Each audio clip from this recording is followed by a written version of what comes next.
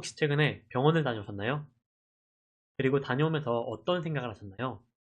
몇천 원, 몇만 원이라도 돌려받자 이런 마음으로 바로 사진을 찍고 보험사 앱으로 전송하셨을 거예요.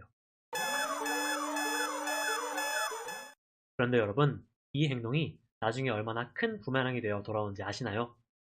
암에 걸렸을 때 받을 수 있는 수천만 원의 보험금을 날리는.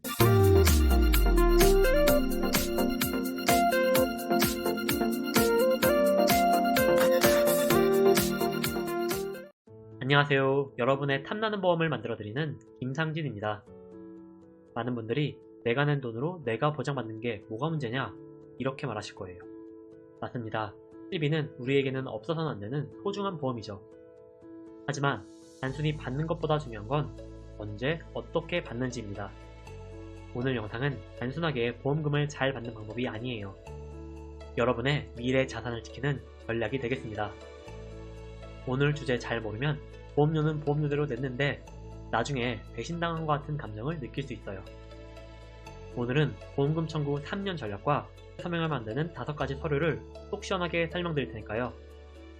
정확한 정보 얻고 싶다면 끝까지 집중하세요.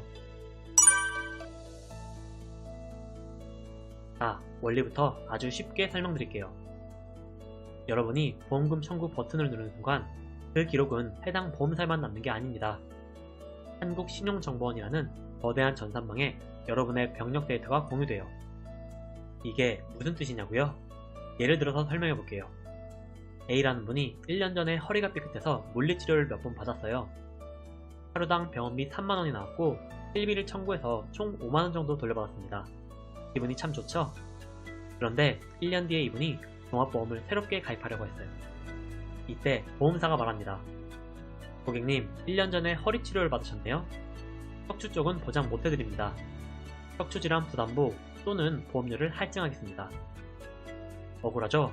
고작 5만원밖에 받지 않았는데 평생 허리 보장을 받지 못한다뇨. 심지어 그 치료가 단순 근육통이라고 해도 보험사에서는 일단 청구 기록이 있으면 의심하고 봅니다. 청구 기록에 따른 잠재 리스크가 있다고 판단하기 때문이에요. 특히 요즘처럼 보험 상품이 빠르게 변화하는 시기에는 언제든지 내가 지금 가입한 보험보다 더 좋은 상품으로 갈아탈 수도 있습니다. 하지만 사소한 치료나 약 처방 청구 이력 때문에 가입에 불이익을 받는다면 이보다 손해보는 장사가 있을까요? 그래서 보험 전문가는 즉시 청구하지 않습니다.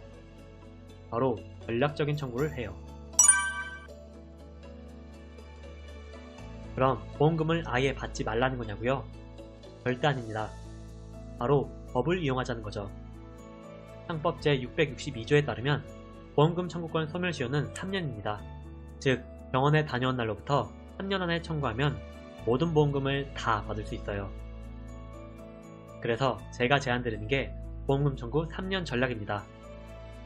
첫째, 병원에 다녀오시면 진료비 영수증과 세부 내역서를 따로 받아주세요. 둘째, 그걸 바로 앱에 올리지 말고 파일 처리나 서랍에 따로 보관해주세요.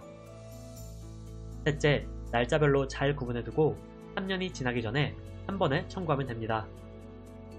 혹은 내가 보험 가입을 완벽하게 마쳤다고 생각할 때 그때 하는 것도 괜찮아요. 이게 왜 중요하냐고요? 바로 가입 전 고지 의무 때문입니다. 보험을 가입할 때 3개월 이내 치료, 1년 이내 재검사, 5년 이내 입원 수술 이런 부분을 체크하잖아요.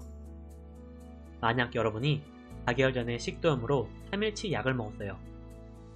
이때 3개월이 지났다면 고지 의무 대상인가요? 아니죠. 1년 이내 재검사 대상도 아니고 5년 이내 입원 수술, 7일 이상 통원, 30일 이상 약 복용도 아니에요. 즉 고지 의무 대상이 아닙니다. 이대로 가입하면 문제없이 보험 가입에 승인되는 거죠. 하지만 이를 미리 청구했다면 결과는 달라집니다. 고지 의무 사항은 아니지만 보험사는 지급 이력을 봅니다. 어라, 이 사람 최근에 병원을 갔네? 이 부분도 심사에 반영해야겠다. 이렇게 딴지를 걸 수 있다는 거죠. 물론 진짜로 큰 병에 걸리거나 입원이나 수술을 했다면 바로 청구하셔도 괜찮습니다. 어차피 5년 이내 사항이라면 고지해야 하니까요. 하지만 우리가 일상에서 겪을 수 있는 감기, 장염, 보수치료, 물리치료 이런 사소한 병원비는 바로 청구하지 말고 묵혀두세요.